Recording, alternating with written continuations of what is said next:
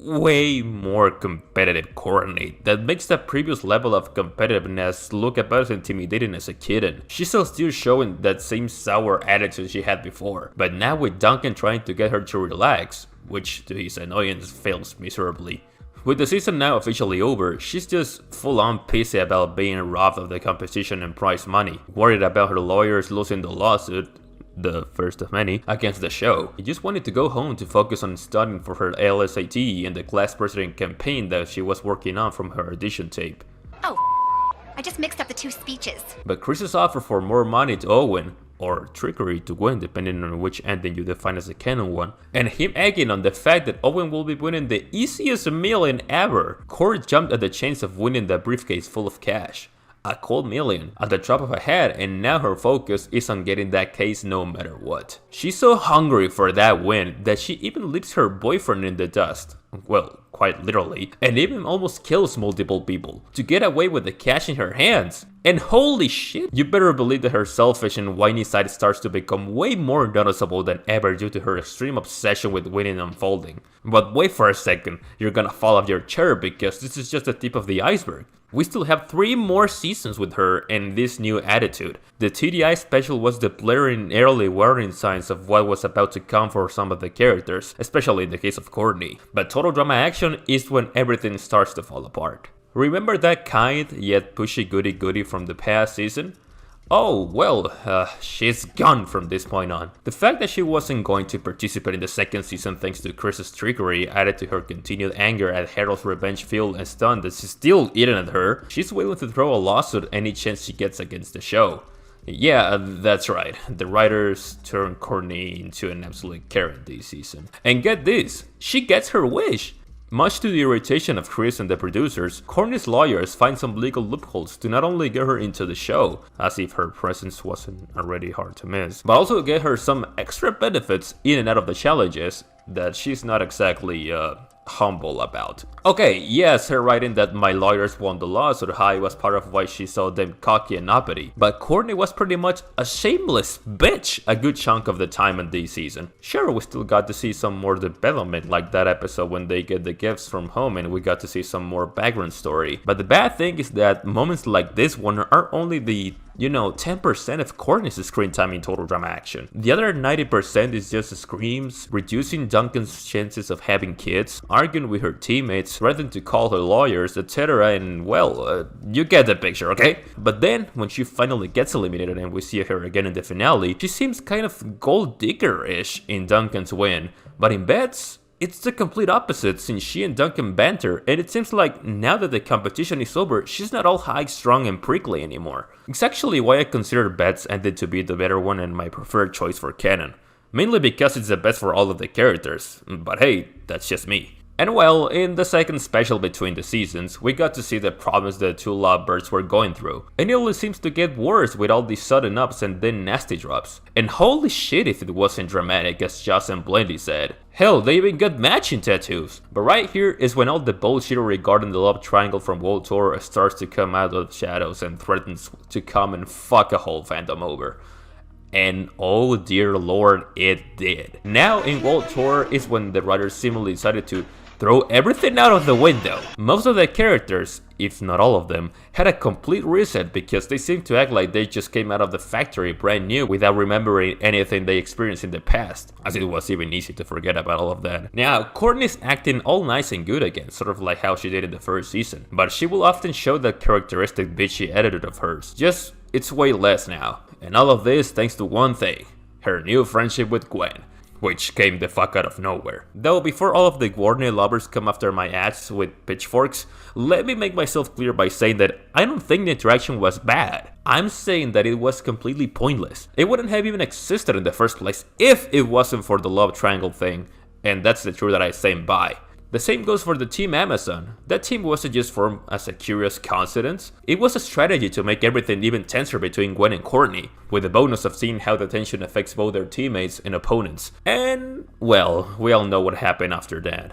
Look, I refuse to go deep into World Tour right now because I'm saving that for later on the video, so let's just say that this wasn't a good season for Courtney. Not at all. This was in my opinion, the deepest Courtney could have ever fallen in her entire story. And I'm saying this even when we have All-Stars and that episode that I don't even want to know anything about anymore. And I know that's saying something. Now, speaking of the devil, in All-Stars we have, in my opinion, the best version of Courtney after Island. Let's be honest, guys, Courtney had everything to make it through All-Stars. She got a goal and the drive, but the only problem I saw, and probably a lot of other people did too, was the incredibly atrocious writing and planning this season has. It was even worse than Packet 2 Island, if you ask me. We went from having an interesting, relatively nice, solid competitor of a character to one that even her hardcore fans can't help but wince or look uncomfortable at what she turned into. Courtney is the definition, though an exaggerated one, of how the show and or the sense of competition can get so deep inside the contestant's head and, well, that they completely go off the rails and their moral principles mean next to nada when they get like this. Still don't believe me? Okay then, here's a little reminder. She went from screaming and angry huffing to not hesitating at the very real threat of leaving people to die back in 2008 just to secure her victory. I think extreme is just one of the words to best sum up that escalation. Subscribe to Wibba's channel. If you don't, I will eliminate everyone from the game. Madre mia, the time is ticking.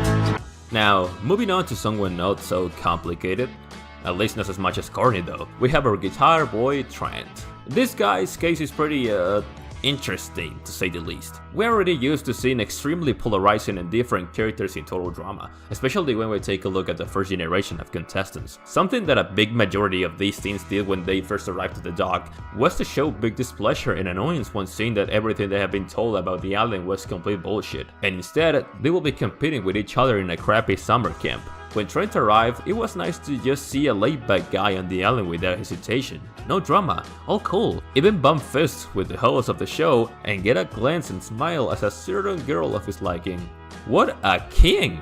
Trent shows that he's good, brave and useful for his team. Every time this guy comes around, there's a good vibe of chill and relaxes the tension between the Screaming Gophers team that is often brought up thanks to Heather. He quickly befriends Gwen, and during the Awake-a-thon, they depend on each other to overcome the challenge. They talk about the stars and their interests, finding out and discovering who the other one is. 2 episodes later in Not Quite Famous, the talent show challenge comes in, and Trent simply shows to be a gentleman. He saves a seat for Gwen, saves an extra muffin for her, makes her company in the river, and even scolds Cody and Owen for splashing Gwen. Shows up some matureness and good behavior. I would actually like to get around this guy sometime. When the actual competition begins, Trent just goes off the charts and kills it, getting the second highest score of the challenge being qualified by Chef.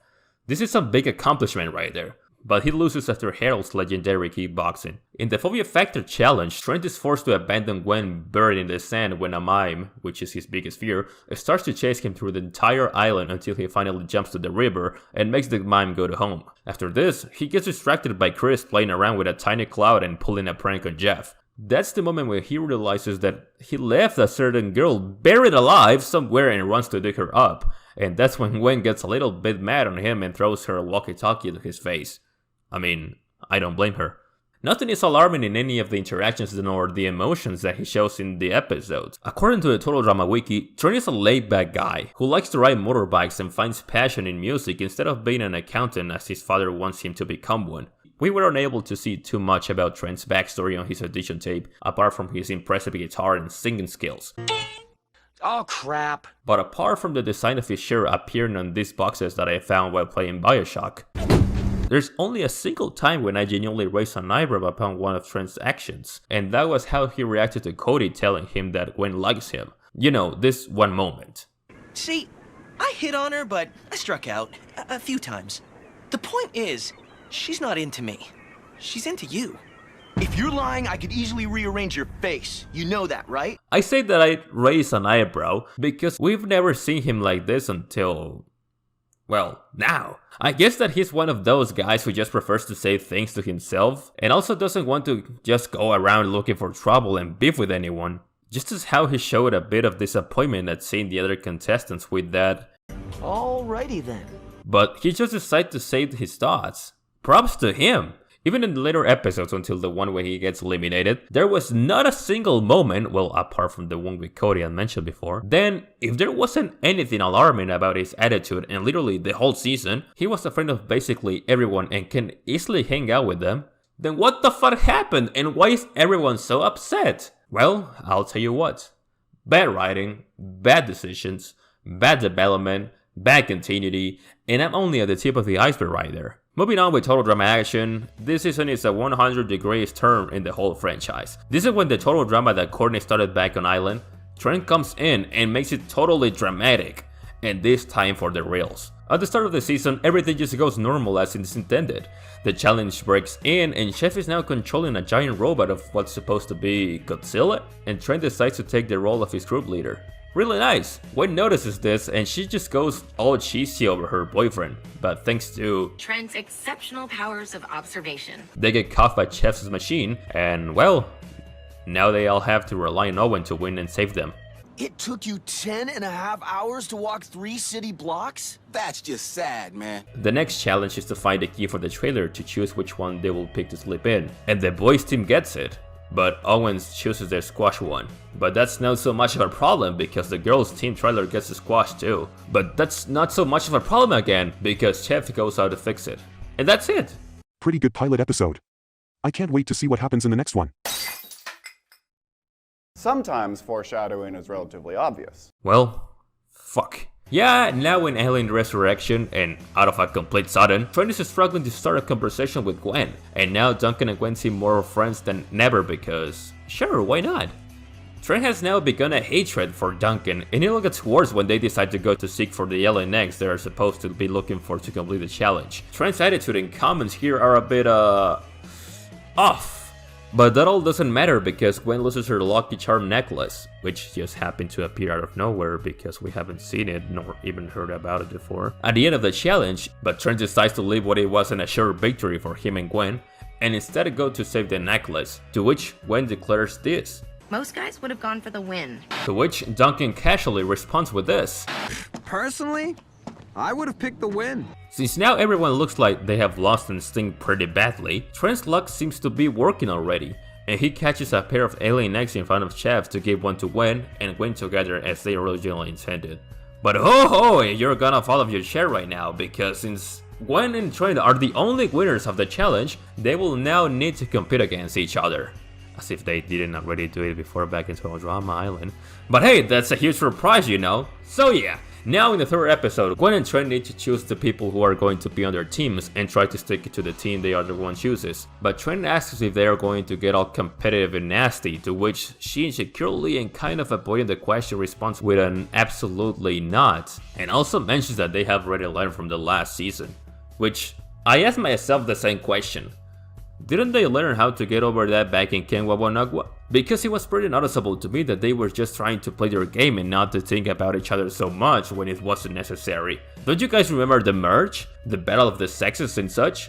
Look, I can understand the argument of, yeah, but they weren't dating at the time yet. Believe me, it's completely understandable. But does that mean that they wouldn't still care for each other at all? I don't know, that's just my opinion. When Gwen and Trent are off to choose their team, Gwen picks Duncan as her first option, to which Trent is highly surprised, and of course, he's pretty upset saying that you think you know a person. But in response, he decides to call out, and I quote right now, the beautiful Lindsay. The beautiful Lindsay.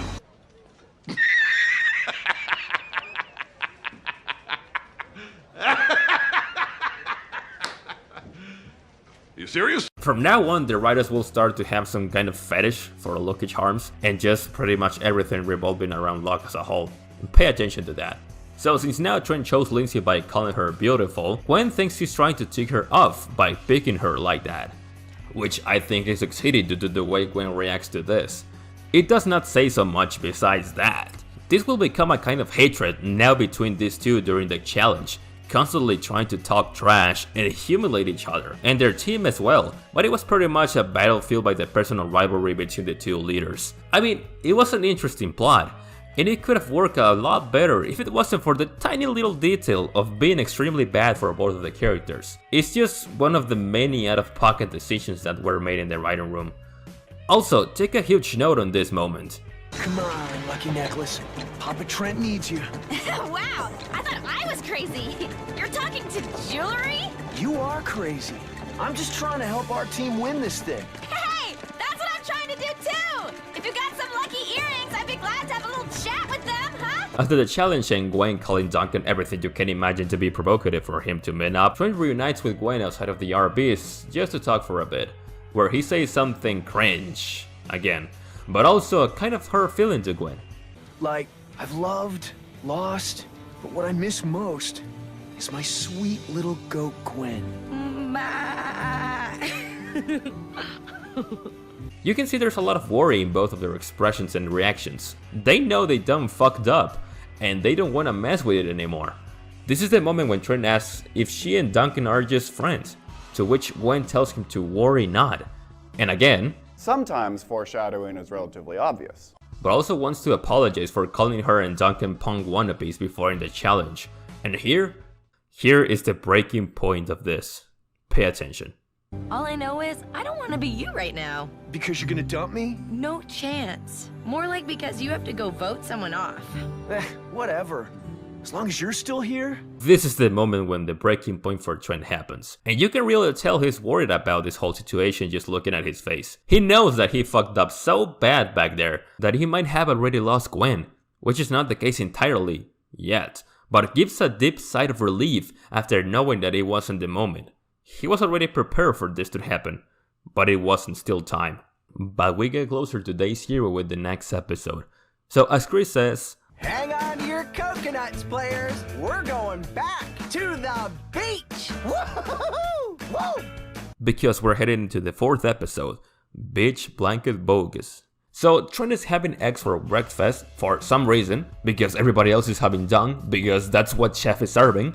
And if I'm not wrong, Trent didn't earn those eggs somehow at all. His team didn't even win the fucking challenge. What the fuck? Let's now pay so much attention to that for a brief moment, because Duncan has now pranked Trent for some reason. Then Duncan proceeds to have the guts to call him weird.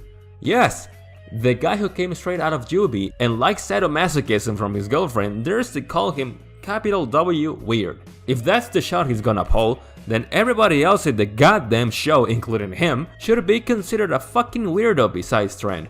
Don't we all remember the fucking cast we have? And Trent is considered and was made for the label of the cool guy. And well, let's take Bridge out of the equation for a moment too, who is also pretty similar to Trent in some ways, especially when it comes to the Phantom's opinion on them. Trent doesn't do much to his situation either, because my man just stands ashamed of himself there, laying his head down and getting all the shit thrown at him as if he was a bad dog. I kind of get mad at this. Where's the Trent we saw back in Cape Bonagua, who felt like he was getting lots of bullshit thrown at him by Cody regarding his relationship with Gwen, and immediately jump up from his comfort to put some potential assholes on their place? Well, he's pretty much gone now, since Gwen needs to get on his back to give him comfort, excusing him with the thing of her apparently liking weird, and needs another of the egg pieces to make it an odd number again to see if that makes him any happy. Which kind of gives you the feeling of Gwen already knowing of Trent's problem with the number 9 and what it means, but not really. But now that Trent knows Gwen likes weird, he starts to pull out his lucky charm, even more, to see if he can get the attention he's been wanting since he started to notice Gwen being more distant and getting along with Duncan. But it's more of a missed shot because it all gets things worse, with the show now presenting us Trent suffering from a fucking mental disorder, which is noticed by Gwen. After seeing he involves the number 9 in everything now, 9 doors, 9 pillars, 9 windows, 9 stairs, 9 ridiculous moments, 9 everything, Gwen seems to be a bit more frustrated about this and starts to give herself the credit for it. And it's not getting any better having Duncan by her side, saying that their names combined also form 9 letters. What a goddamn unfortunate coincidence. But Trent's number 9 coping mechanism to a clear case of OCD, which stands for Obsessive Compulsive Disorder, gets so far to the point of now compromising his team's performance on the challenges. But luckily, there's Beth to save the day. When they all go out to look for wood, Trent tries reaching out to Gwen to see if they can get any of, as he says, quality time together, but Gwen tells him that if she wants to talk, and after realizing that Trent is now holding 9 sticks on her arm, she gets scared and runs from Trent as if he was a fucking phenomenon. This guy asks himself, what the fuck is he even doing wrong on this? And Owen replies with the brainiest take you have ever heard. Getting in her way. Like I said before, the girl likes winning. You're a goddamn genius! The thing is, if Gwen wants to win, why is it unethical for me to help her? I'm Trent first and a killer grip second. Oh, can we erase that? Confession might be good for the soul. It's not so good for the teamwork. This doesn't turn out so good for Trent as he now turns his ankle, as he says. He threw the wound he already had secure against Lashana. I mean, it's not so difficult to win against that. But now he's with a pretty disappointed team and a worried girlfriend about his mental distress. But fuck that, because we now have a Gwen's moment which is interrupted again with Owen's lovable comments. But we just reached the insertion point because it's 3:10 to Crazy Town. And now Gwen has a cold.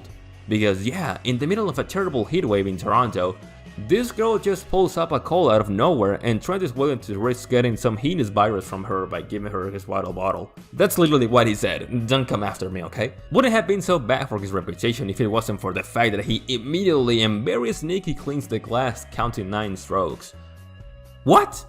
Anyways, now that the challenge is on, and with Trent's outstanding knowledge of movies, he's convinced that the guy always gets the girl in the end. Sometimes foreshadow. Okay, I'll stop with the joke already, I'm sorry. But Trent is constantly saying and doing even more dumb shit than I do. And Gwen does finally realize he's been indeed throwing challenges for her, by literally Trent giving up when he's in front of her. Well, she gets mad as all hell at him, asking herself why he just cannot play fair. Trent shows some kind of the same attitude and social skills as how Ezekiel did back in Total Drama Island. The same guy who was supposed to be a ladies' man and a cool guy who tends to get along with everyone, and is now struggling quite a lot to just start a simple conversation with her. And now he's gonna take the biggest L in Canadian history because he wants to brand himself with a goddamn G letter. You know what? That's it, man. I'm so fucking down now. Forget about it. I'm done. After making enough of a fool of himself, it was about damn time that this happened. And I'm actually really glad it happened just right now and didn't extend this fucking plot even more. Gwen finally puts an end to all this clusterfuck. Again, thanks for that. And well, Justin's been listening to the conversation the whole time. He's the only competent guy in the entire team as he realizes that there's not something right with his team later. So he reaches out to now a devastated Gwen looking for responses, and she spills the beans. So now it's finally 3:10 to Crazy Town, and we will never see Trent ever again. That's gonna get you killed.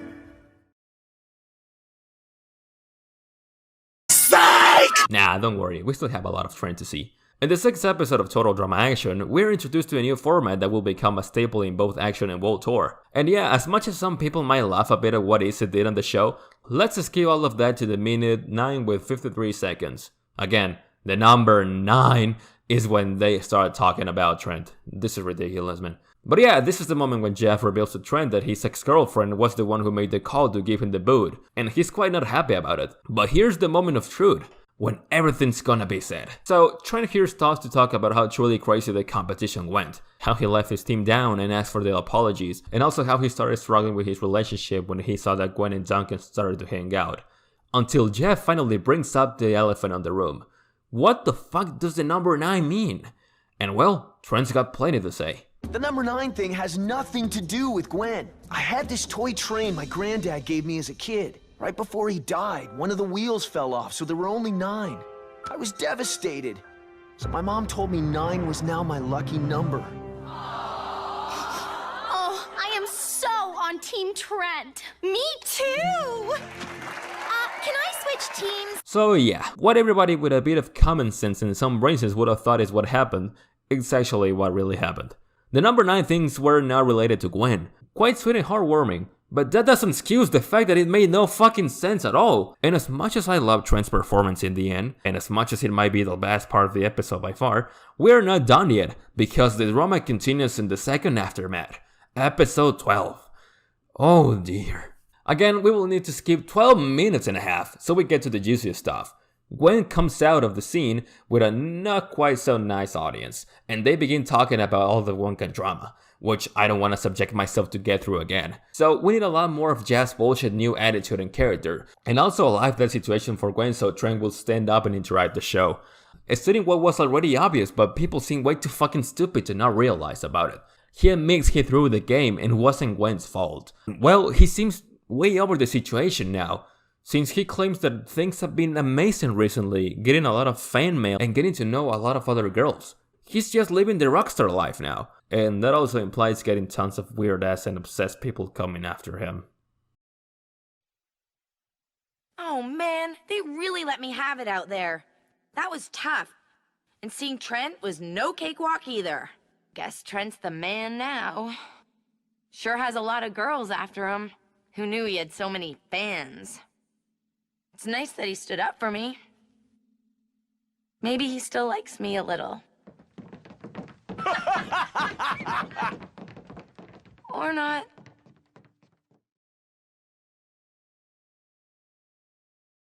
Well, that was a pretty long ride, wasn't it? Now it's time to finally find the answer to this question. Were Courtney and Trent toxic? It's a bit more complicated than it sounds to simply say yes and no to such a strong accusation. First of all, I think we should make it clear what it really means to be truly toxic, because surprisingly, there are a lot of people who don't seem to know it. But don't worry, I'll explain it briefly. I am not a psychologist, but it's as easy as reading and learning a little bit about the subject, and also having some other experiences. You see, a toxic person is correctly considered toxic when they directly affect the people around them. Unpleasant and marked attitudes, such as self-centeredness and narcissism.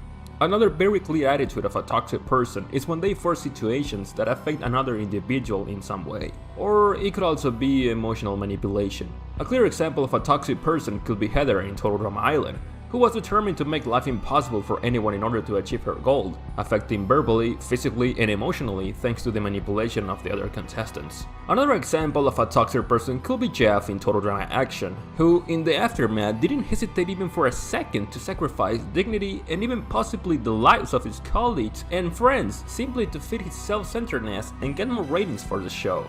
I really don't know what happened to his character here, but we will not be focusing on these personalities today.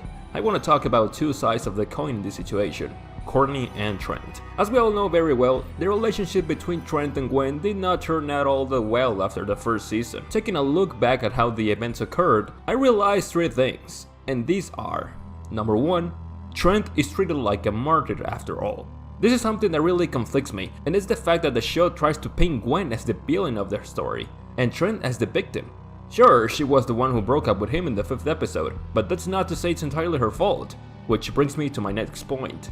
No one had the guts to speak. Really, it makes my blood boil to think about this again, but it just can't be overlooked. And it's the fact that there's not a time, at least when Gwen and Trent haven't been eliminated yet, when you see that there really is an interaction between the two of them where they just sat down and talked about how their relationship was going. Just like those talks they had in the last season. Well, apart from the one I mentioned earlier after the challenge in the 2nd episode. Because the one moment that seemed like the perfect opportunity to do so was just for a cheap joke, and nothing more. And the truth is that it's even more disappointing if you think about it, because this is supposed to be one of the famous Gwen moments that we all like to see. But at this point, the only thing we would like to see is a simple talk which will last like 1 minute, in which everything is clarified. It was as simple as that, but no. We had to eat this crab and suffer throughout the 5th episode until finally what was evident will happen. And this brings me to the 3rd and final point. Trent did not deserve to have his heart broken. Yes, I know perfectly well that this is a very strong statement if you just throw it in the air like that, but let me explain the situation. Trent didn't deserve to have his heart broken. Why? Because he never did anything with bad intentions that directly affect Gwen. Which answers our question, was Trent toxic? Yes. But why yes? Very easy. He was toxic for his team thanks to the fact that he decided to listen to Owen with his advice to let Gwen's team with the challenges, which drastically affected the performance of his team, lowering the morale even more after having a shitty streak. But to his bad luck, the only one who paid the consequences was himself, after Justin proposed that they all vote him out. As I said before, Trent had never thought of doing something that would affect Gwen directly. Of course, at some point he called her a punk wannabe, but he apologized for that impulse of idiocy that they both suffered when they got carried away by the fury of the competition. But apart from that, the only thing he was looking for was a little attention, which led him to act self-centeredly thanks to the jealousy that he presented. Still, absolutely nobody deserves to have their heart broken, no matter how badly this person has acted. This is something that comes up a lot in discussions of this topic in general. I rather think that what Trent deserved was a wake-up call, because it was more than clear that he needed it. After all the drama, Trent seems to have gotten over it and understood it all pretty well, since he moved on with his life, forgetting about the past completely, and even forming a band with his friends, building a career that, although it doesn't seem to have ended very well at all, it just shows true personal growth. And in the third aftermath of World Tour, you can see how after a little reunion with Gwen, they end up on good terms and without any hard feelings, even laughing together. At the end of it all, it was a relatively happy and fitting ending for the main characters of such a complicated, tangled and confusing plot. And what about Courtney? Was she toxic too? Of course. Let's remember that this woman went on to become a sociopath and even a potential murderer in that infamous special. But worst of all, the script trivializes this situation, as if it was nothing. They only use it as a comic relief, more than a development point for the character itself. And everything becomes worse in Total Drama Action, where that constant friction with Duncan, which sometimes resulted in some more or less deserved physical abuse thanks to his not so nice comments. In the end, it turned out to be such an excellently well-made couple that even today retains such an immense group of fans. Well, it's completely gone. Of course, the writers had to modify Courtney's attitude so that the new plot of Duncan hooking up with Gwen has a list of minimum of meaning and a real impact on the characters. But that abuse towards Duncan becomes something that gives her pleasure in doing it. She no longer does it because she is forced to defend her personal integrity, just as she did last season. This gets to a point where Duncan gets tired, that's right, tired of being treated like this by her, which is extremely rare of him, given how he dealt with these attitudes of hers before she came back into the game. She even makes him spend the whole fucking night reading what would be like the equivalent of any country's constitution in terms and conditions only for their relationship. When Duncan wins the finale, he seemed to have mixed feelings knowing that Courtney was still with him and now they will share the supposed $1 million he just won. But after receiving a kiss, his attitude changed completely, which shows that Courtney certainly manipulates him very easily with a bit of sexual pleasure. Still, there are no alternate versions for the special, and here we can see how the relationship didn't progress or unfold well after all. But it's in the final part of it when they are about to die in a tragic accident, when again, due to a sexual impulse, they rekindle by eating their lips after fighting and yelling at each other.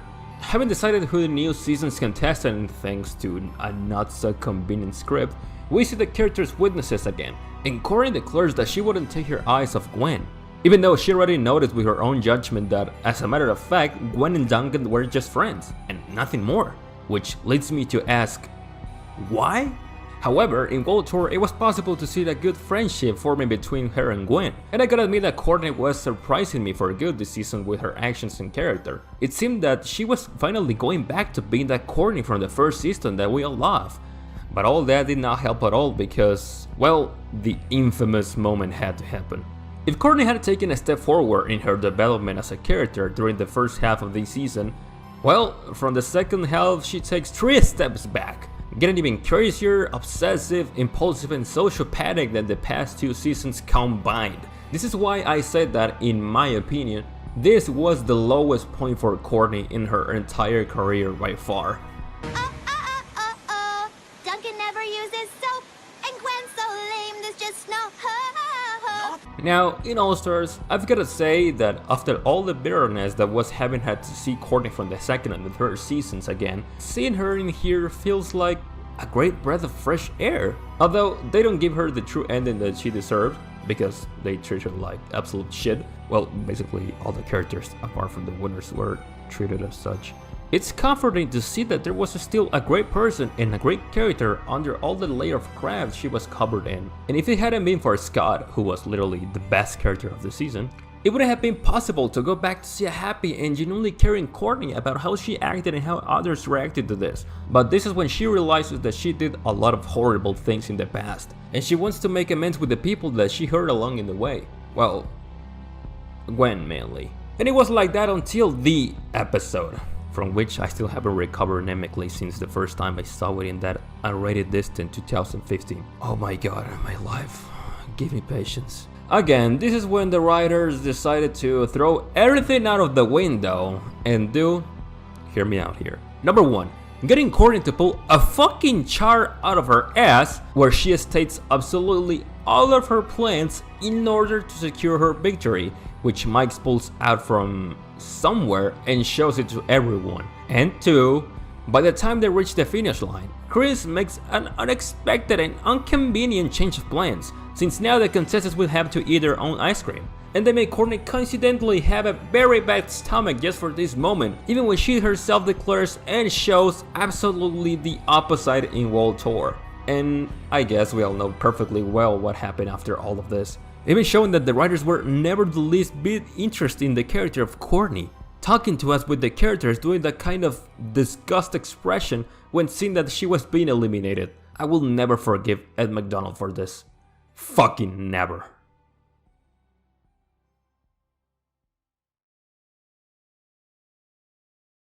Look, as much as they are both my favorite characters, we have to accept and face their problems, even if it's very hard to do it or not. I did it when I decided to create this video. Ultimately, the fact that these 3 couples ended up breaking up was the best decision the writers could have ever made, because we all already know the story behind the decision to separate these 2 great couples off Total Drama Island. There wasn't much to be done against the heavy hand of the big companies that basically feed everyone involved in producing this series. This is something that was more than clear in All Stars, where they decided to end once and for all with this absolute chaos, thus closing what I dare to call one of the worst plot lines in the history of Canadian animation. Who knows how all of this will be in the future, or if we will ever see these characters again. But what is certain is that the creators were able to take a minimum of relief knowing that not everything was as bad as it could have ever been. Things didn't turn out the way they wanted, but it is better not to reach anything than to continue spreading unnecessary things. You see, in a relationship, the most essential is talk, reflection, and reaching a common agreement between both parties. In order to avoid reaching such drastic breaking points just for having one and decided to ignore the obvious problems that were always there. But we were stupid enough to fool ourselves and not force our brain to make that click to realize what is really affecting our mental and emotional health. Another very important point which can define the future of a relationship forever is compromise. Courtney is a perfect example of when someone truly does not understand what compromise is, with all those rules for Duncan so they can be together. That's not compromising. Compromising will be her and Duncan talking about the relationship and coming to an agreement about certain traits that the other does that aren't cool and working on them. But how? Well, it could be Duncan bringing up Courtney's obsession with winning and taking it out on him when she doesn't get her way, and Courtney calling Duncan out on his impulsiveness and how he doesn't think the things really through. They could both agree to work on those traits for the sake of their relationship. That is compromise. Trent and Gwen didn't have a chance at that at all. With them it was some big communication problems and new relationship worries, doubts and insecurities, which is totally valid because just starting out can be stressful. A huge factor that determined their relationship was the timing. Timing was a big thing for them, because when they just started out a relationship, the timing in between the 2 seasons is ridiculous. Is it next day or a few weeks after? Makes no sense with how much planning goes into a season, and Chris was writing on just how many ex-campers will be greedy enough to go after that briefcase. So they really have little to no time to properly develop or get a good feel of the relationship outside of some hanging out time at the resort now that Island is over. Of course, this is all obviously applying to the logic of the Owen ending, since that's what's considered to be canon. Remember this, people. It's not wrong to question or name our partner's problems, or even realize that you're really not compatible, that you're not good for each other, or that it's just not the time to be together. Because, after all, this helps you improve as people so that everything can flow in a better way. A good couple is not formed when they give you more bad things than good. Obviously, nobody and nothing can be perfect, and that's why you have to know how to let go. something that Courtney didn't fully understand until too late, but that Trent, and in an unexpected twist, showed to be the most responsible and mature of the four in this whole situation. I doubt this will even do any good, since this is a total drama video and you probably lack a life like me, but I want you guys to check this out and reflect on the personal relationships you form with people. You're supposed to form a couple when it's something that you both want. It can be something that really makes your life brighter, and even help you learn about yourself as a person. And if that's not the case, if you both don't want that or just don't see something after the getting together part, then why are you together in the first place?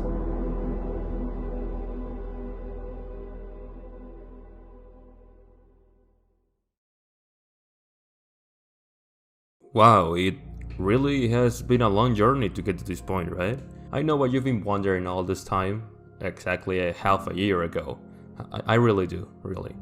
So let's just say that I've been a little busy with life. It's been a really tough time for me, basically all the ups and downs of adult life, you know. I recently entered university and, well, people who are already in it or have lived it knows that it truly is an experience and an adventure to enter this new part of the life. I'm starting software engineering, and although I already know that nothing I'm saying here matters to you, well, the truth is that many things have happened since the last time you saw me in a video. One of those was having fallen into a deep depression, which made me almost abandon absolutely everything to the point of having considered deleting my channel forever. But thanks to such wonderful people that I have met, thanks to precisely all this, made me reconsider and come to my senses to just take a break from everything, instead of having to come to such extremely drastic decisions. Also, in March, I decided to travel a very long distance to be able to see a great friend who lives in another city, which coincidentally was where my favorite band was about to make a concert on the 29th of the same month, Coldplay. And obviously I had to go, so I spent several thousands of pesos to go. And although this sounds quite cheesy, that trip along with that concert completely changed my course of life. Having met so many new people and reconnecting with people I already knew, coupled with the fact of being in a completely different state and getting to know places that I was completely unaware of and submitting myself to new experiences. I think it was all of these things that made me feel and reflect every day that I spent there, and even once I came back home about where exactly my life was going. I couldn't find a reason to wake up every day. After all the post-vacation depression, I decided to get up once and for all from where I was and, you know, just fight for the things that I wanted and liked. That was the day I revived my channel with that publication saying hello again after so long. And I decided to enroll in university to study software engineering, because I have been a fan of video games since I was a child and, well, I want to dedicate myself to that. So, yeah, they accepted me. I regained my inspiration, and in retrospect, I realized that all of you have given me much more than I have ever been able to give you. So I moved myself. That's why you hear a bit of echo in my voice, but I hope to fix it soon, okay? Sorry about that. And speaking of my voice, I think the improvement in terms of audio with the new microphone is quite noticeable, which I decided to order to return to the channel with greater and better strength. I think you will be watching its unboxing right now on the screen. I made the decision to be a better person and also make better videos. And now with this university, work and all of that, I think I will have less time to be able to work on all of this. But I hope I can get enough to give you the content you deserve. I never earned a single penny from my videos. I did get the opportunity to monetize them, but in the end I didn't. I figured it was enough for me to just see all of you supporting me with my stupid shit up over and over again. That is why I will greatly appreciate it if we return to the golden age of this channel. And how can you do it, you may ask? It's very easy actually. Just continue to be a good audience as you have been all this time, liking, commenting and sharing the videos. You really don't have to do anything else.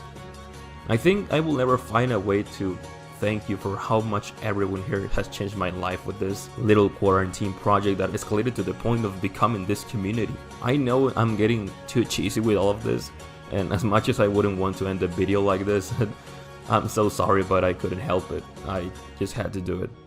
I guess that's all I wanted to say for now. Again, thank you so much for sticking around and watching the video to the end. I hope to see you again very soon. And well, I'll keep you informed on everything. So, yeah. Anyway, Take care out there, everyone. And always remember to keep the total drama alive. Bye bye.